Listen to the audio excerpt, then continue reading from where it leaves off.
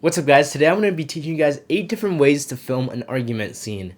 So argument scenes, used a lot in movies to create drama between characters, to build the relationship between characters, and progress the story, right? So make sure your argument scenes have good acting, because that's very important to this. And also you want to make sure, they're yelling at things, and they could be yelling at things that they're not actually mad about. Is just relating to something they're actually mad about. Maybe you're just, you're pissed that your friend is leaving you for college, and you kind of get mad at him for wearing his shoes in your house. Just some stuff like that. Number 1 is called circling, and basically it's used a lot in Star Wars and in other duels, and basically 2 characters are kind of just circling each other.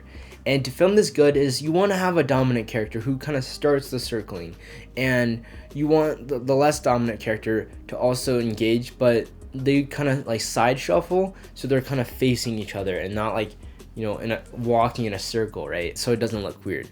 So what you want to do is have a POV shot of the second character that's non-dominant, and then have an over-the-shoulder shot of the more dominant character. So and then once they start circling, you kind of just follow them. Number 2 is called the attacking camera, and basically every argument there should be like a dominant and like a non-dominant character in an argument, right? And this can change throughout the argument. You always have that like dynamic, right? So basically what you do is have the character backing up and the camera going towards them but faster than the way they're backing up, and then have glimpses of the more dominant character on the side of the frame, and then the camera should be pretty smooth, and you're just like pushing in, and you want to frame the less dominant character to one side. Number 3 is called the defensive camera, and what it is it shows the other characters getting the upper hand now. So basically what it is the camera is backing up and kind of shows the shoulder of the character that's losing the upper hand. And number 4 is called lunging at camera, and this requires no camera movements, and you're just filming the character, and the character like lunges towards the camera, and basically the character needs, like the actor needs to go like a whole foot to make it look good, because you're gonna be using a long lens, since short lens is gonna make it too comical. And you want the character to lunge at the camera and tell the actor it's gonna look fine if they step a whole foot, right?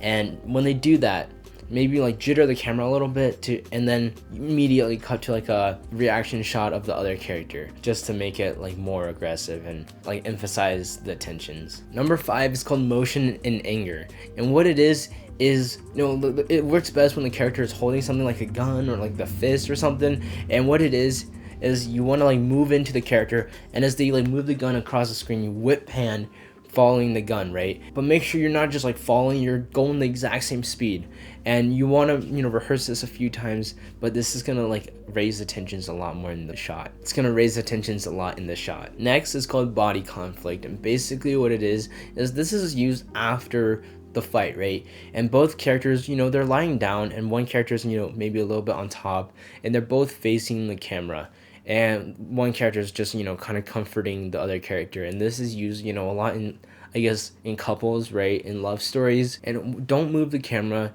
and just be on the same level as them, and let the actors do the work and just play it out. Next is called the back over shoulder. So this is used when they're arguing and one character thinks they've won and they're trying to leave the argument, right?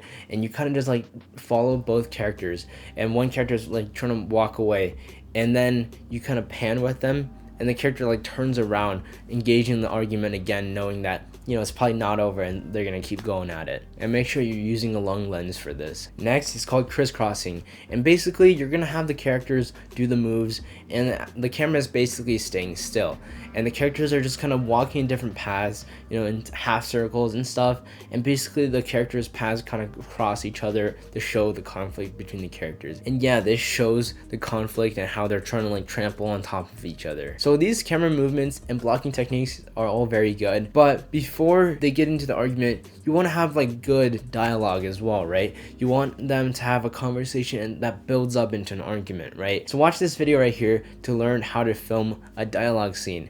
Anyways, I hope these tips were helpful to you. Best of luck in your future filmmaking endeavors. Peace out.